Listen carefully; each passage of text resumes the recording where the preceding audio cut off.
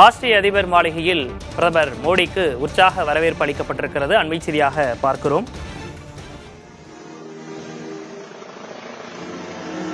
ஆஸ்திரிய அதிபர் மாளிகையில் மோடிக்கு உற்சாக வரவேற்பு அளிக்கப்பட்டிருக்கிறது. அந்த காட்சிகளையும் பார்க்கிறோம்.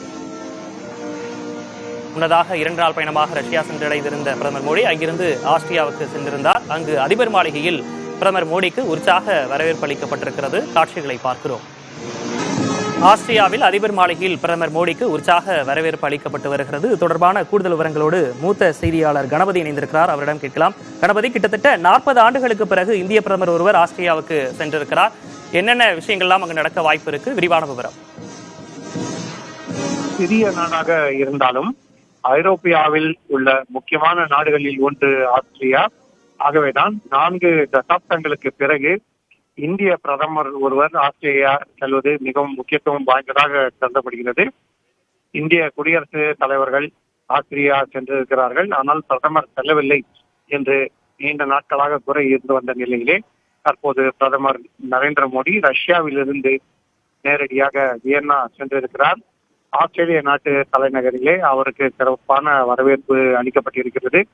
ராணுவ அணிவகுப்பு மரியாதை மற்றும் சிறப்பு வரவேற்புக்கு பிறகு அங்கே அவர் பேச்சுவார்த்தைகளில் ஈடுபட உள்ளார்.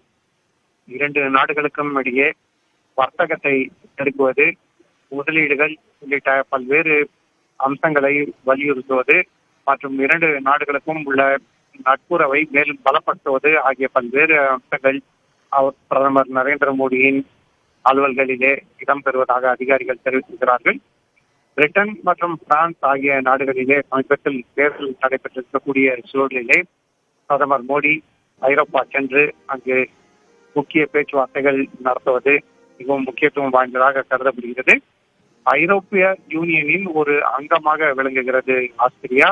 அதுவும் ஐரோப்பிய கண்டத்திலே ஒரு நடுவான இடத்திலே இருக்கிறது. அங்கிருந்து பிற நாடுகளுக்கு செல்வதற்கான பல்வேறு வசதிகள் மிகவும் வலுவான உட்கட்டமைப்புடன் அமைக்கப்பட்டிருக்கின்றன.